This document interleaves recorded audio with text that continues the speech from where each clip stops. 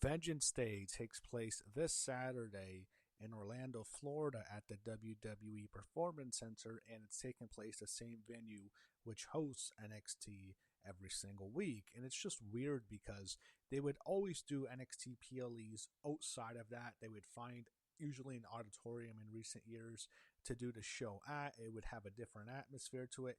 Here, to me, this just feels like a useless show, a pointless show. Why is this even happening? I guess it has to do with the deal they signed with Peacock or whatever. So I assume it's because of that. They probably owe them a particular amount of NXT PLEs every single year. So that's probably why this show's even happening. But it doesn't feel like the show needs to happen at all. It feels like all these matches are just TV matches. And this is as much of a throwaway show as I've ever seen. Again, look at the venue. It's at the PC. They don't have to worry about not selling out because whenever NXT goes outside the Performance Center as of late, they seem to do very poor in terms of business. They had to cancel the show in Atlanta a couple of weeks ago. I don't know how well they're doing in Houston, which is going to be on the 17th of NXT, that NXT show. And then the 31st is when they're going back to the theater at Madison Square Garden where they'll have Roadblock. There's no way in hell it's going to be as good as last year's show. So, I just think Shawn Michaels has done a horrible job the last year. I think he's pushing some of the worst people. He's giving TV time to some people who just aren't ready and are not good and who he might see as a star. My biggest problem with him is his infatuation with JC Jane. I don't get it. I don't understand why he wants to keep the belt on her. I think she's awful. She has no star potential on the main roster.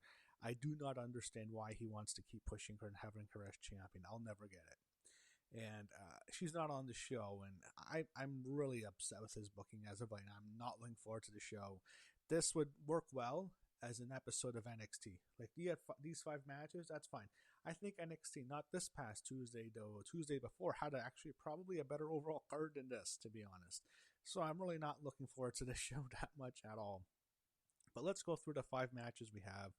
We have Dion Lennox against Tony D'Angelo, so I think Dark State will interfere in this match. I think Troy D will get the win anyway. I don't think they're going to beat him.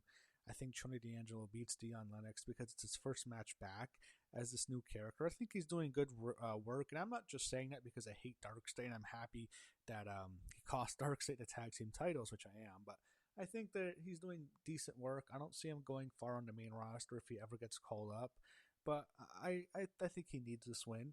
If this was his second or third match back, maybe they can go with Lennox, but I think Tony D'Angelo is going to win here.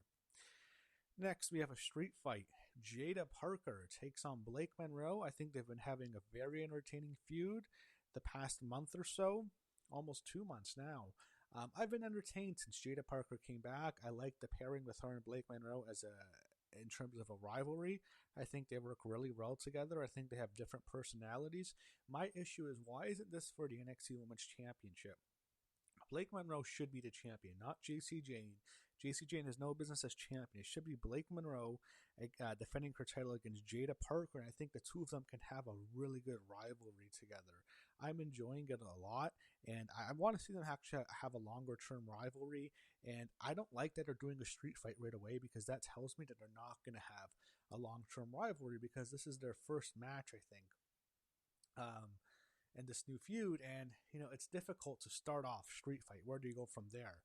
I don't think they're going to get a cage match, so it almost feels like it's a one-off, and I don't like that. But I think Blake Monroe wins. I don't think Jada's going to win here. I think there's, Jaida in the ring, she still has some issues. You can tell still, but I think she has a lot of potential.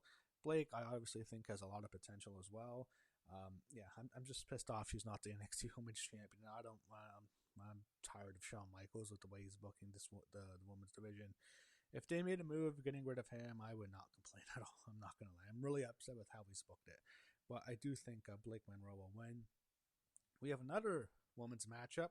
This time it's an underground match. We have Kelani Jordan against Lola Vice. So Kelani submitted Lola on NXT a week ago, not this past one.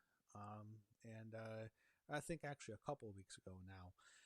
She embarrassed Lola Vice. Lola Vice, her whole gimmick is she's an MMA fighter who shakes her ass, and her being an MMA fighter, she tapped out. Kelani Jordan didn't just beat Lola Vice, she submitted her in the middle of the ring, and it seemed to me after that, she's won the feud. Lola can't come back from this. Now they want it in an underground match. The whole thing is Kelani attack Lola's hand. That's going to be the story here. I think it hurts Lola even more to lose to Kelani again after she was forced to submit, because I think this just kills her character. I'm not sure if she's getting called up right away, or Kelani might get called up. I'm not sure. I think Lola needs to win here. I think she's going to win the underground matchup. Probably knock out Kelani Jordan with the spinning back fist. I think she knocked out Shayna Baszler. And by the way, Kelani Jordan was training with Shayna Baszler this past Tuesday on NXT. I think Lola Vice gets the win here. Next, we go to the NXT Women's North American Championship. When I say that this feels like an episode of NXT, it's a match like this. This does not feel like a PLE match. It's at the Performance Center. It just feels like, why is this even happening? I think if these matches were on NXT this past Tuesday, it would have been a much better show, because it doesn't feel like a PLE at all.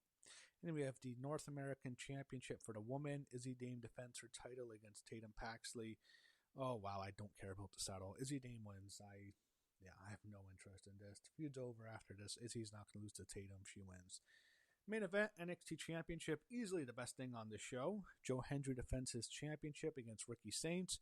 Should be a good match. I'll be entertained by this. I think the fans will be into it. Ricky Saints is kind of doing this thing where he's trying to be this annoying, obnoxious heel who people want to see go away. The problem is, I think he's getting some go-away heat. Joe Hendry just won the NXT Championship. People like him. He's entertaining. People enjoy his gimmick. He's over. I think it's a huge mistake to take the belt off him and put it back on Ricky. I think Joe Hendry is one of the few bright spots on NXT right now with him being his champion. And plus, they don't do too well at business. And there's a reason this show's happening here instead of another venue. Now, I'll be honest, I think they might have moved Stand and Deliver from Las Vegas to St. Louis because maybe they don't have confidence that they can sell out the T-Mobile Arena. That probably has played a part in it. And that wouldn't surprise me at all if that's why they put it in St. Louis. It's not, well, we can stand by ourselves. I mean, Vengeance Day can't stand by itself. It's in the PC. It wouldn't surprise me if they thought, you know what, we can't sell the T-Mobile Arena again. We have no stars. We're just going to put it in St. Louis in some auditorium. Anyway, for this match, I think Joe Hendry will win. I think he'll beat Ricky Saints and retain the NXT Championship. That's my predictions for NXT Vengeance Day. Very low expectations with this card. I'm just expecting some glorified episode of NXT. That's what I'm thinking at best. At worst, it's going to be a bad episode of NXT's, and that it's going to be PLE, so it's going to be judged more harshly. And I'm not a fan of the way Shawn Michaels has booked NXT at all. If you watch my reviews for NXT, you know that I don't think he's doing a good job, and I hopefully we get a good show on Saturday. Hopefully, Vengeance Day is good. And it's kind of weird because Vengeance Day always follows Valentine's Day, but I guess they couldn't book it for that week. I don't know. It is what it is. We'll see. It just feels like a show that they have to do because of some contractual obligations. That's how I think of Vengeance Day. I just hope it's a good show.